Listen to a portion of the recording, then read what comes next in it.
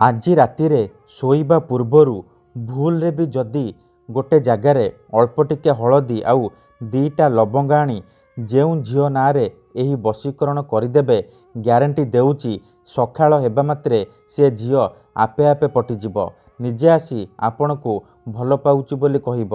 ହଁ ଫ୍ରେଣ୍ଡସ୍, ଯଦି ଆପଣ କେଉଁ ଝିଅ ବା ବିବାହିତା ନାରୀକୁ ମନେ ମନେ ଭଲ ପାଉଛନ୍ତି କିନ୍ତୁ ଯେତେ ଚେଷ୍ଟା କଲେ ମଧ୍ୟ ତାକୁ ପଟେଇ ପାରୁନାହାନ୍ତି, ତାକୁ ନିଜର ମନ କଥା କହିବାକୁ ଡରୁଛନ୍ତି, ଆଉ ଆପଣ ଚାହୁଁଛନ୍ତି କି ସେ ଝିଅ ବା ନାରୀ ନିଜେ ଆସି ଆପଣଙ୍କୁ ଭଲ ପାଉଛି ବୋଲି କହୁ, ତେବେ ଆଜି ରାତିରେ ମୋ କଥା ମାନି ଅଳ୍ପ ଟିକେ ହଳଦୀ ଆଉ ଦୁଇଟା ଲବଙ୍ଗ ଆଣି ଏହି ବଶୀକରଣ କରିକି ଦେଖନ୍ତୁ।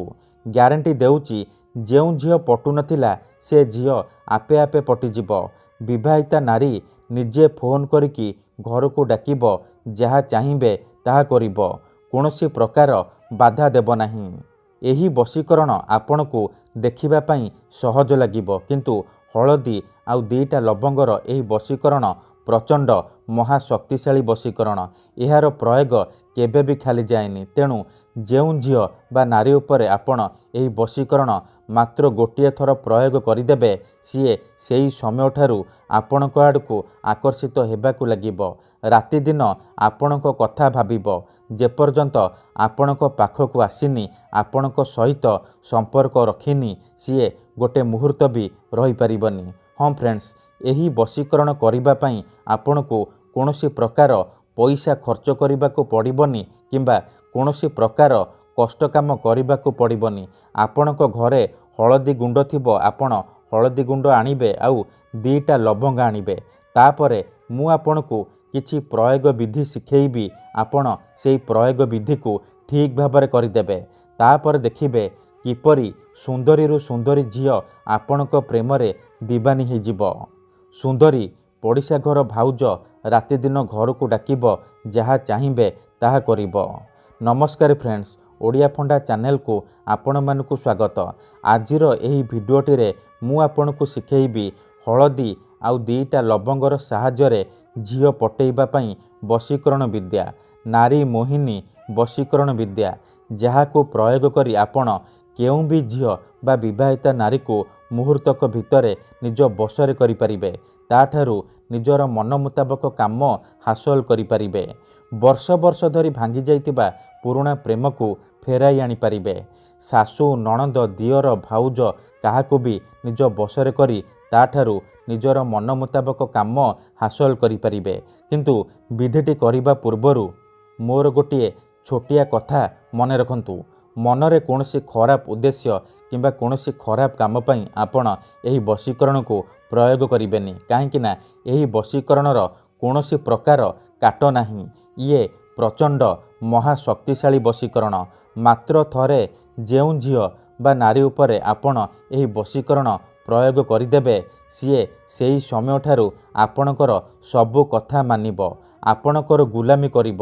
ଆପଣ ତାକୁ ଯାହା କହିବେ, ଯେମିତି କହିବେ ସିଏ କରିବ, କୌଣସି ପ୍ରକାର ବାଧା ଦେବ ନାହିଁ। ହଁ ଫ୍ରେଣ୍ଡସ୍, ହଳଦୀ ଆଉ ଲବଙ୍ଗର ଏହି ବଶୀକରଣ ଆପଣଙ୍କୁ ସହଜ ଲାଗିବ, କିନ୍ତୁ ଏହି ବଶୀକରଣ ଆମର ତନ୍ତ୍ରଶାସ୍ତ୍ରରୁ ମୁଁ ଆଜି ଆପଣଙ୍କ ପାଇଁ ନେଇ ଆସିଛି। ଇଏ ସବୁଠାରୁ ଶକ୍ତିଶାଳୀ ଘରୋଇ ବଶୀକରଣ। ତେଣୁ ଏହାକୁ ଆପଣ ଭାବିଚିନ୍ତିକି ପ୍ରୟୋଗ କରିବେ।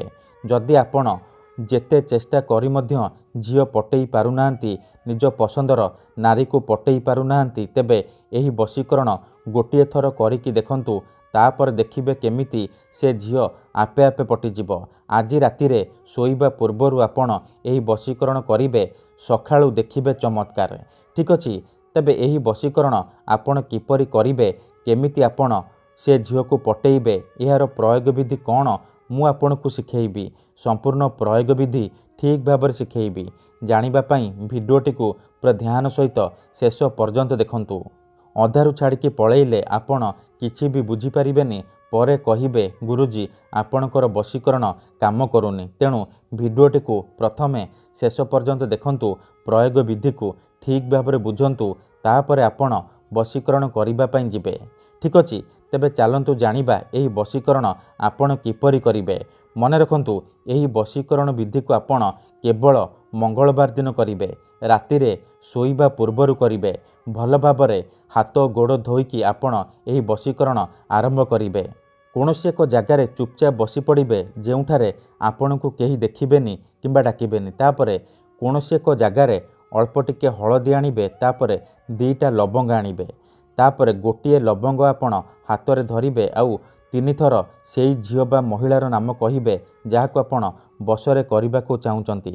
ତାପରେ ଆଉ ଗୋଟିଏ ଲବଙ୍ଗ ଧରିବେ ଆଉ 3 ଥର ନିଜର ନାମ କହିବେ। ତାପରେ 2ଟାକ ଲବଙ୍ଗକୁ ଆପଣ ଏହିପରି ଘଷିବେ। ଦେଖନ୍ତୁ, ଏହିପରି ଘଷିବା ସମୟରେ ଗୋଟିଏ ମନ୍ତ୍ରକୁ 7 ଥର ପଢ଼ିବେ। ଓମ୍ କ୍ଲିଂ କ୍ଲିଂ ନମ ଚାମୁଣ୍ଡେ ଓମ୍। ଓମ୍ କ୍ଲିଂ କ୍ଲିଂ ନମ ଚାମୁଣ୍ଡେ ଓମ୍। ଏହିପରି ମନ୍ତ୍ରକୁ ଆପଣ 7 ଥର ପଢ଼ିବେ। 7 ଥର ପଢ଼ି ସାରିବା ପରେ 3 ଥର ଆପଣ ସେଇ ଝିଅର ନାମ କହିବେ ଯାହାକୁ ଆପଣ ପଟେଇବାକୁ ଚାହୁଁଛନ୍ତି।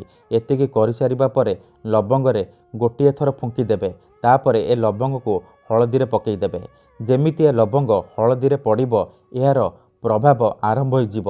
ସେପଟେ ସେ ଝିଅ ହେଉ ବା ବିବାହିତା ନାରୀ ଆପଣଙ୍କ ଆଡ଼କୁ ଆକର୍ଷିତ ହେବାକୁ ଲାଗିବ। ଧନ୍ୟବାଦ।